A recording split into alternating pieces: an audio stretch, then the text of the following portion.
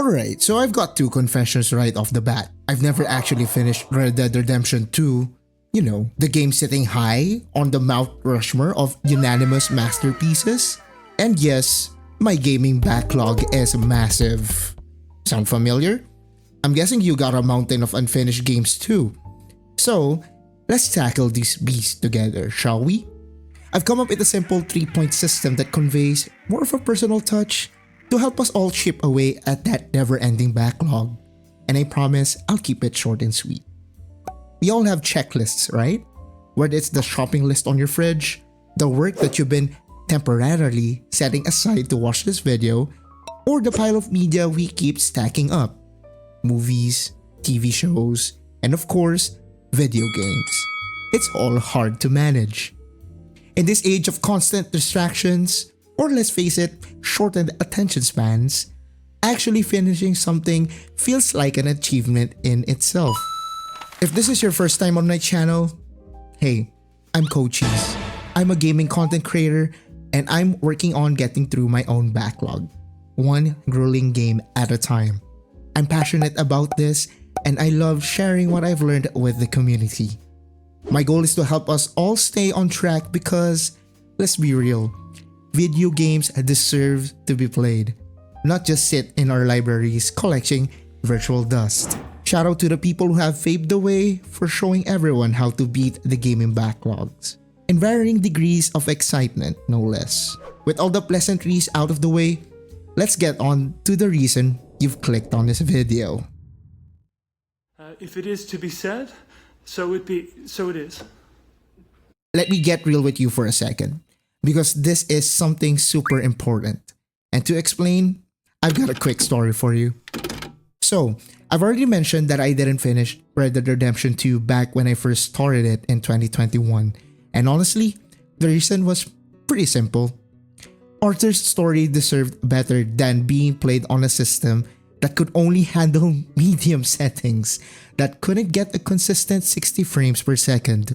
I know, it might sound like a weird reason, but at the time, I made the choice to put it on the back burner. I just couldn't do the masterpiece justice on a setup that wasn't giving me the experience it deserved. Now, whether it's because of technical issues like mine, the plain old burnout, or any other reason, when you stop a game midway, it's important to remember this. It was your choice to put it down. You made that call, and there's no getting around that fact. And accepting that it was your choice to step away in the first place is the foundation for actually taking action and making progress. 3 years later and I'm beasting through the content while totally marveling at what Rockstar Games achieved with this game. Which will definitely be a video soon, so definitely leave some love for the subscribe button down below so I can share to you in depth how great RDR2 is for me. Once it's ready, of course. Keep up, motherfucker! Now that you had a nice session with reality and you're feeling like climbing Mount Everest, that's your gaming backlog, we'll head on to actually keeping track of everything. Because unlike before, we'll definitely won't bring a knife to a gunfight.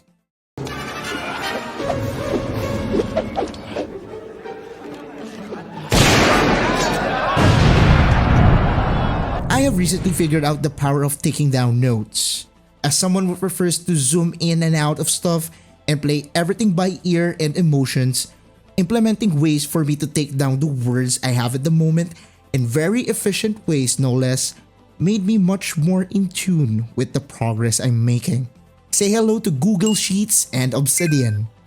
Though I would like to introduce another tool which I'll share later in this video. These two have been game changers in tracking everything you need to track. You don't have to make everything as complicated, as I believe you'll only need 4 segments in taking down everything. Well, first up is the title of the game, of course, progress, the goal that you have, and most importantly, the notes. What I'm suggesting here is for you to make use of your tools your way, because I believe that doing things that best suit your process and personality just makes the entire thing much easier to be attached to. Oh, chills. Literal chills. It was number 5. Number 5 killed my brother. Oh my god, I forgot about that part. Picking the game will depend on your taste and curiosity. Don't worry, no judgment of your personal backlog. Don't be shy. Whatever it is, just put it on there. Just take a note of this. Just have up to 3 games at max at a time.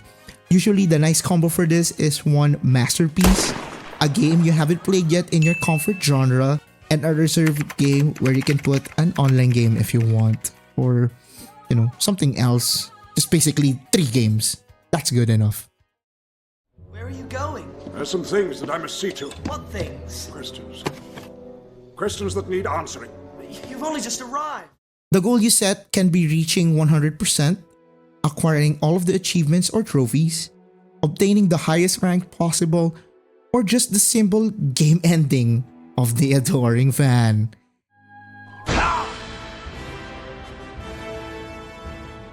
It's your call to be honest, how you define finishing a game as. What are some cool ways to finish your playthroughs? Let me know down in the comments for that one. I would love to hear your thoughts on it. Dutch seems a little better. His eyes are sparkling once more, and I can see he's thinking a little clearer. I think we all feel a little happier, in spite of Blackwater and that whole mess. The important thing here are the notes. I don't want you to be afraid to express your thoughts on things because, let's face it, you're the only one that's going to see it anyway. Having your thoughts noted organically makes the thing you're writing down special. You don't have to set a lot of things for this to work properly, as the purpose here is for you to remember what you felt as you write those post-session notes down. Making the habit of actually logging what you have to say about how a particular game session made you feel, or the achievements you've attained, whether it's the tangible or the intangible achievements, makes it so enjoyable to keep track of your games.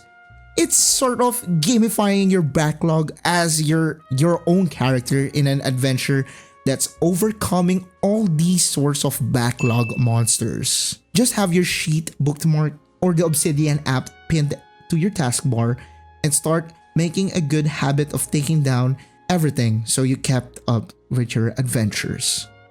As mentioned earlier, there's also another website that may be much better for you. Just like with getting your cinephile self out there, gaming's own letterbox, Backlogged, is a good website for you to use as an alternative if you enjoy the social aspect of sharing to the world that you finally beat Elden Ring for the, 9th time? Dude, are you okay? Easy peasy lemon squeezy. By keeping track of your progress, jotting down how a session made you feel, and using the tools like Google Sheets, Obsidian, or even Backlogged, you're essentially crafting your little gaming journey. And let's face it, who doesn't love the idea of turning their backlog into a mini RPG where you're the hero defeating all those backlog monsters one by one?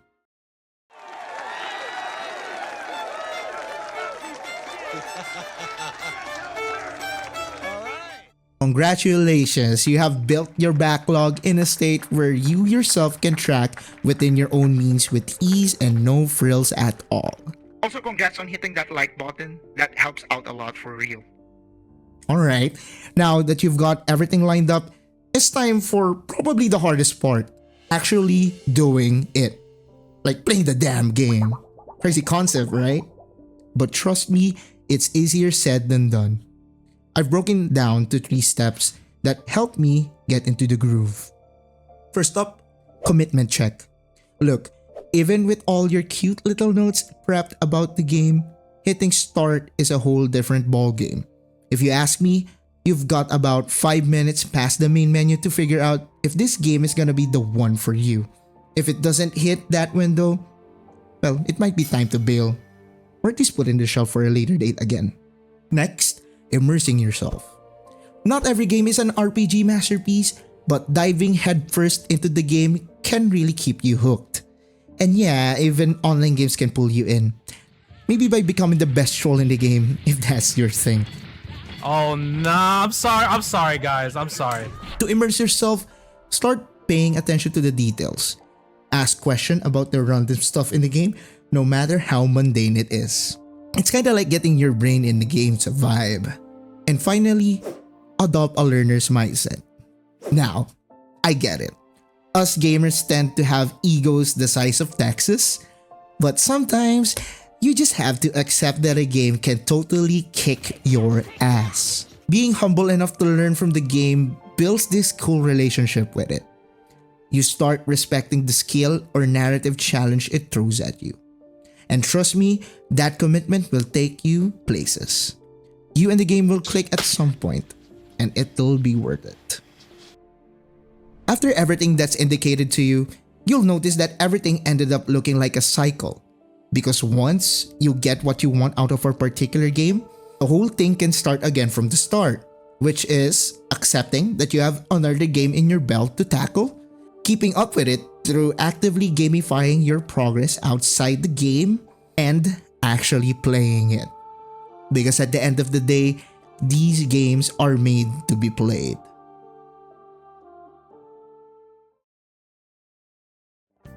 In anything in this life, failure is guaranteed in all aspects. And it's not an exemption when we are talking about our personal backlogs.